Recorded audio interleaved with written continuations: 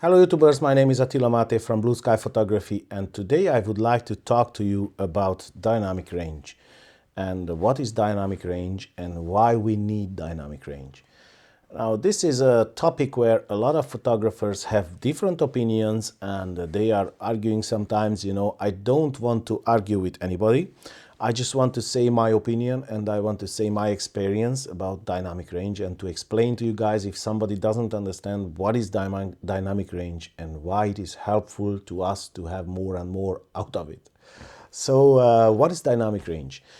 Dynamic range is the capability of the camera to get details in the shot from the underexposed part to the overexposed part in the photo. Now, what I mean by that, if you have very, very dark parts of the photo, underexposed parts, and you have very, very, very light, a lot of light, on the other side of the photo, which is overexposed a little bit, let's say, the dynamic range is measuring those stops differences from where you can pull back the details without detail loss.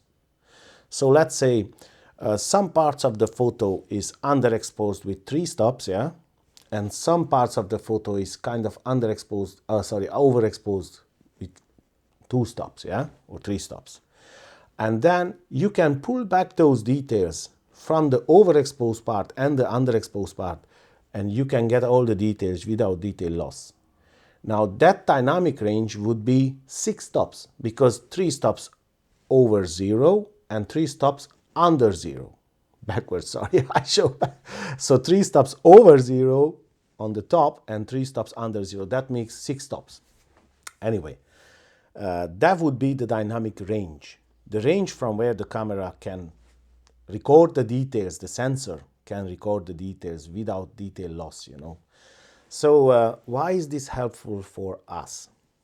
Now, many times, especially in situations in landscape photography or these situations where the shot is not composed, not composed, sorry, it's not pre-organized, I would say. It's not, when you shoot a portrait, you bring all your lights, you set your lights, you look how it's the best, but in landscape you cannot do that, and sometimes you just see a situation, a view, a scenery.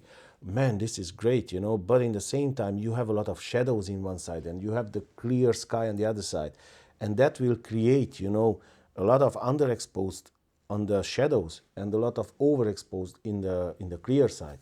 So if the sensor has more dynamic range, this shot can be saved because you can pull back the details from the highlights and you can pull back the details from the shadows. Now, again, here, the bigger the sensor it is, better the dynamic range. Now, between the APS-C and full frame, the dynamic range is, there is a difference in dynamic range, but it's not as big. But if we speak about the micro four thirds or even smaller sensors and the full frame sensor, obviously the dynamic range will be much, much bigger. Now, like I said, the bigger is the sensor, bigger are the pixels, better is the dynamic range. That's obvious, you get back more details. But this is something what you have to trade in when you buy smaller sensor sizes.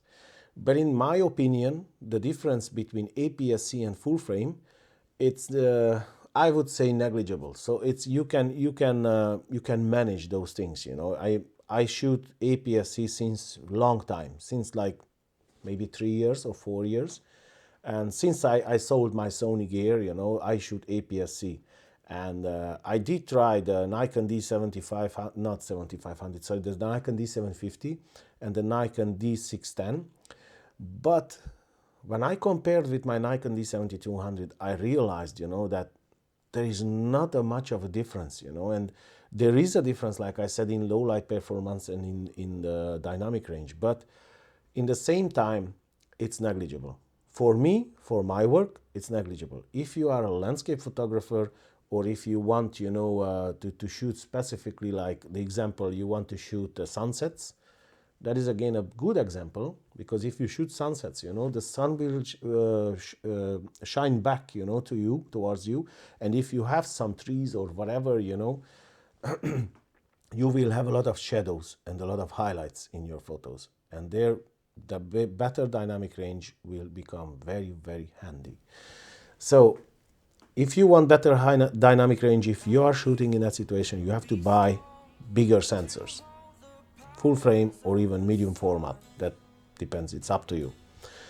Now, if you don't understand something about dynamic range, or if you have any question regarding this, please feel free and leave a comment down below. You have to realize that this is really, really important, like I said, in those situations where the shot is not planned. If the shot is planned, is prepared, you have the lights, you bring the lights, you do it. It's in portrait photography, dynamic range is really not as important like in landscape photography. It will be important in outdoor portraits, that's a different story, but in that situation you can compose the shot in such a way, or you can put your subject in such a way to be favoring you and the camera, if the camera doesn't really have big dynamic range. But if you are a landscape photographer, in some situations you really, your hands are tied because you cannot change the scenery. You cannot, maybe you can get from other angle, but in the same time, many times in landscape photography, dynamic range will be really important. So, like I said, if you have any question regarding to this, please feel free and leave a comment down below. If you want to add something to this video, don't hesitate, leave a comment down below. I like people when they get involved and they comment, and they say their experience, because I'm only a human being, so I can make mistakes. I try to help others. If somebody wants to learn photography, I try to help, to get more knowledge, because knowledge is really important. And I tell you, many people, they don't recognize this, but knowledge is the motherhood of mastering photography, and that's true. If you know something, if you learn something, sorry, not know something, if you learn something, that will be very, very helpful, and it will boost your photography. It's not the camera will boost photography, not your lenses will boost, they will until a certain limit, but after all, knowledge is more important than that.